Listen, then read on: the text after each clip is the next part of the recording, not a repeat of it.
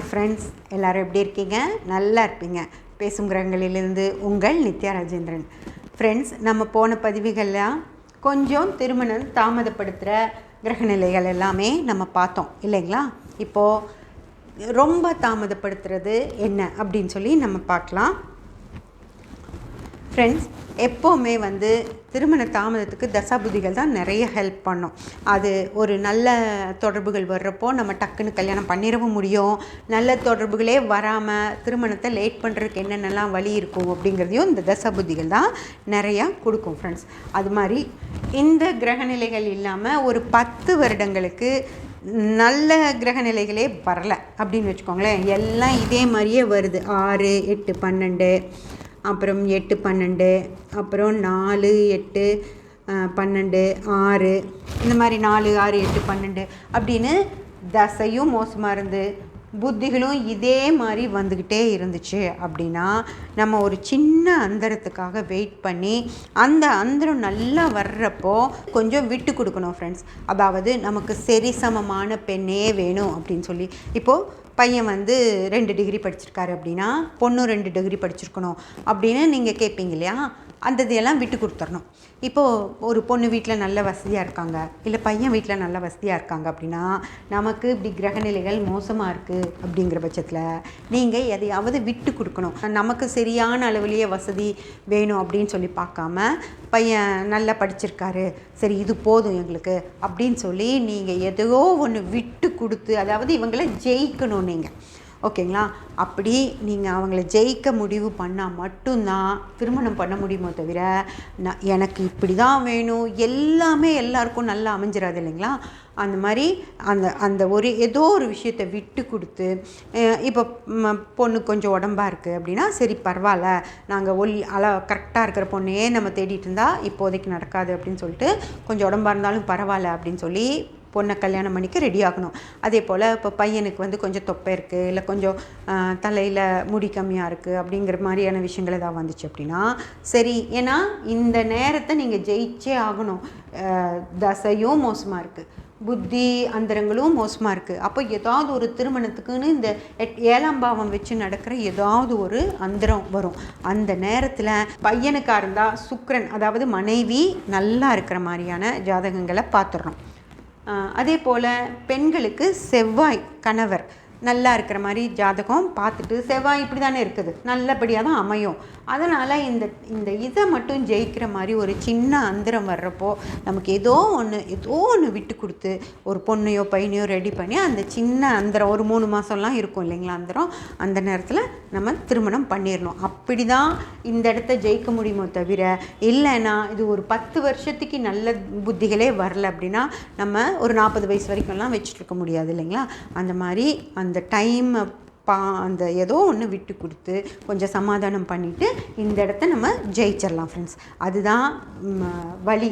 அப்படி இல்லாமல் இருந்துச்சு அப்படின்னா இந்த தசாபுத்திகள் மோசமாக இருக்கப்போ உங்களுக்கு கொஞ்சம் சிரமப்படுத்தி லேட்டு அப்படிங்கிற விஷயத்த கொண்டு விட்டுரும். திருமணம் தாமதமாகுது அப்படிங்கிற ஒரு விஷயத்த இந்த தசாபுத்திகள் கொண்டு விட்டுரும். ஓகேங்களா? இப்போது அதுக்கு அடுத்து இப்போது நான் இது கொஞ்சம் விட்டு கொடுங்க, இந்த தசாபுத்திகளை சரி கட்டணும் அப்படின்னா நம்ம கொஞ்சம் விட்டு கொடுத்து ஏதோ ஒன்றில் விட்டு கொடுத்தோன்னா அது செட் ஆகி வந்துடும் இல்லையா? அந்த மாதிரி ஒரு திருமணம் பண்ணிடுங்க அப்படின்னு சொல்கிறேன். அப்படி இல்லாமல் இந்த லக்னம் பாவம் அகத்தொடர்புகள் இல்லாமல் புறத்தொடர்புகளோடு இருக்குது அப்படின்னு வச்சுக்கோங்களேன். அதாவது 2, 4, 6, 8, 10, 12. இப்போது நான் போடுறேன் பாருங்கள். 2, 4, 6, 10, அதுக்கப்புறம் இங்கே 8, 12, 8, 12 இப்படி ஒரு தொடர்பு இருக்குது அப்படின்னு வச்சுக்கோங்க. அதாவது பாவமும் புறத்தொடர்பு, 7ஆம் பாவமும் புறத்தொடர்பு அப்படி இருக்குது. ஆனால் சுக்கிரன் அகத்தொடர்போடு தான் இருக்குது. தசாபுத்திகள் மோசமாக இருக்குது அப்படின்னே வச்சுக்கோங்க. இப்போது இங்கே தசாபுத்திகள் அகத்தொடர்போடு இருந்துருச்சு அப்படின்னா திருமணம் ஆகிடுங்க, அதில் ஒன்றும் பிரச்சனை இல்லை. லக்னம் 7ஆம் பாவம் நல்லா இல்லாமல் இது நல்லா இருந்துச்சு அப்படின்னா கண்டிப்பாக திருமணம் நான் சொன்ன மாதிரி ஒரு 30 வயசு 25 வயசுக்குள்ளே பொண்ணுக்கு 25 பையனுக்கு 30 அந்த வயசுக்குள்ளே திருமணம் கண்டிப்பாக நடந்துடும். தசாபுத்திகள் நடத்தி கொடுத்துரும். ஆனால் தசாபுத்திகளும் மோசமாக இருந்து லக்னமும் 7ஆம் பாவமும் மோசமாக இருந்துச்சு அப்படின்னா ஒன்றும் பண்ண முடியாதுங்க. நம்ம வெயிட் பண்ணுறத தவிர வேறு வழியே இல்லை. என்ன வெயிட் பண்ணணும் அப்படின்னு பார்த்தீங்கன்னா, இதெல்லாம் மாறவே மாறாது. இது இப்படியே தான் இருக்கும். இந்த தசா புத்திகள் மட்டும்தான் தசை ஏதாவது முடிகிற மாதிரி முடிஞ்சு அகத்தொடர்போட தசை வந்துடும். அதே மாதிரி புத்திகளும் அகத்தொடர்போடு லக்னமும் அகத்தொடர்போடு வந்துருச்சு அப்படின்னா இது மோசமாக இருந்தால் கூட இது திருமணத்தை பண்ணி வச்சிரும் ஃப்ரெண்ட்ஸ். அதுதான் அது வரைக்கும் நம்ம வெயிட் பண்ணணும். நம்ம எவ்வளோ தான் விட்டு கொடுத்தாலும், ஏன்னா லக்னமே சரியில்லை, 7ஆம் பாவமே சரியில்லைன்னா நீங்கள் விட்டு கொடுக்குற மனசே உங்களுக்கு வராது. தசா புத்திகள் சரியில்லைன்னா விட்டு கொடுத்துருவோம்.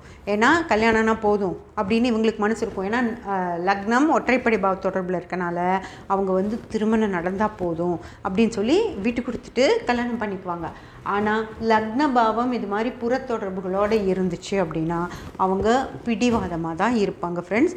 எந்த விஷயத்தையும் கொஞ்சம் கூட விட்டு கொடுக்கவே மாட்டாங்க. அதே போல் 7ஆம் பாவமும் இப்படி புறத்தொடர்போடு இருந்துச்சு அப்படின்னா அவங்க ஏற்றுக்கவே மாட்டாங்க. அதாவது 7ஆம் பாவம் அப்படிங்கிறது நம்மளுடைய எதிராளிகள், சமமாக பழகக்கூடியவங்க.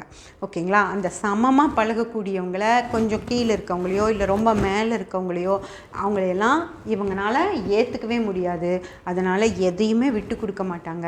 திருமணம் தாமதமானாலும் பரவாயில்ல, எனக்கு பிடிச்ச மாதிரி தான் எனக்கு வேணும் அப்படின்னு சொல்லி பிடிவாதமாக இருப்பாங்க. அதனால் இவங்களுக்கு திருமணம் அப்படிங்கிறது கண்டிப்பாக லேட்டாக தான் செய்யும்.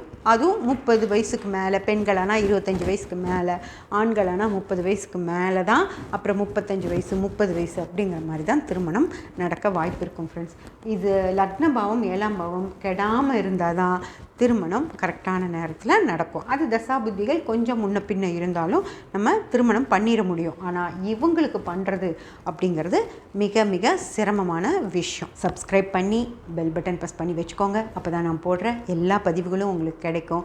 லைக் பண்ணி கமெண்ட் பண்ணி ஷேர் பண்ணிங்கன்னா எனக்கு சப்போர்ட்டிவாக இருக்கும். Thank you friends.